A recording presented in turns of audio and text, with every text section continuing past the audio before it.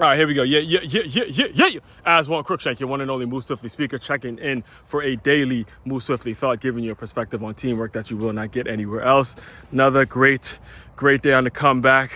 Virtually around the same amount of miles. The only difference is today's run was after a squat day. Squat, some lunges, some leg extensions, just getting the feeling back in the quads.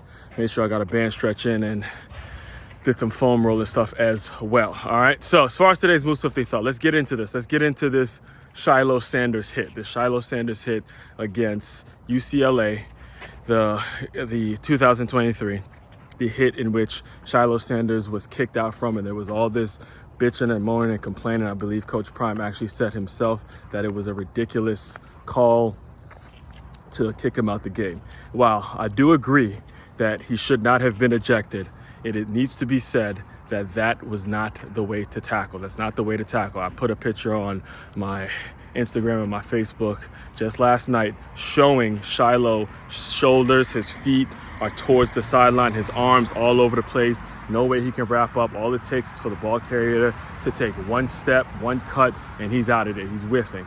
All right, that's not how you tackle, and that needs to be said. All right, and I got into sort of a debate yesterday about if it was a legal hit, if it wasn't. And the gentleman in which was challenging me on this tells me, oh, well, the hit that I showed him, the keeping your head up, square to the ball carrier, being able to drive through with your legs and seeing what you hit. The gentleman in which was giving me some pushback on the whole Shiloh Sanders hit situation tells me, oh, well, that's not the kind of hit that gets you the oohs and the ahs. And the minute he said that, I went right back to, high school Coach Aswand, Coach Cruickshank, high school Coach Aswand. Shout out, by the way, shout out to the Blake Bengals. Undefeated. Are you serious, my guy? Or Bell and Ty and all y'all boys, man. Congratulations. I've been keeping up with y'all, man. Keeping up with y'all, Coach Anderson and the squad, man. Congratulations on undefeated season, by the way. But anyway, when he said that, when he was on some it's about the oohs and ahs, it got me thinking about actually a film session that I had when I coached at Blake, and this is when Coach Anderson was there, and there was a situation in which we were watching film. I believe it was Rockville. I believe we were about to play Rockville. And he stopped. This is us with the team. Coaches, we used to watch the film with the whole team and all that. And he made a statement. He made a statement that really stuck, because we're watching film, and then he pauses it at a certain play. As he notices, I believe it was the left guard. It was either the left guard or the right tackle, something like that. One of them switched sides on a certain run play. All right, this was something that you have to really watch the game to notice. All right, so I believe it was either the right guard or the right tackle. They went over to the left side during a run play in which they were, obviously going to go off tackle to the left or go ISO left or whatever.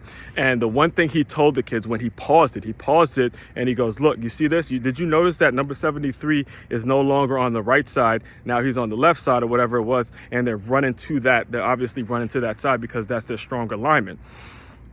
And then he mentioned to the boys, he goes, look, watching film isn't about the oohs and ahs. Watching film isn't all about, how big this hit was, or the big touchdown pass, or the major hit in which, you got to go flex up and it's ooh, ah, ooh. That's not what film's about. Understand, film study and watching the game of football is all strategy. It's a chess match. The shit's chess. It's not checkers. It's not who's going to make the biggest hit. The biggest hit doesn't get you any points. In fact, you see what it got you. Had he squared up, made the tackle, knocked him on his ass, he probably still would have been playing. And who knows what happens if Shiloh Sanders is in the game, right? Who knows what happens? That's obviously their best defensive player that, you can't be getting kicked out for that kind of stuff, right? So understand, film, football, all that, just like in life, it's not about the oohs and ahs. It's not about the big major things that happen, but it's about the people in your life that are doing the little things. And you got to notice these little things. You got to notice the little things. You got to notice, okay, when a woman gets her hair done or something,